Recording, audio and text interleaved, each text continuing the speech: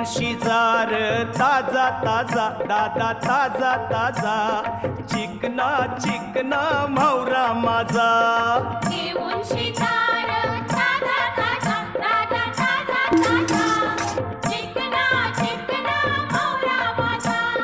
घेऊन शिजार ताजा ताजा दादा ताजा ताजा चिकना चिकना म्हावरा माझा घेऊन शिकार ताजा ताजा दादा ताजा ताजा चिकना चिकना म्हावरा माझा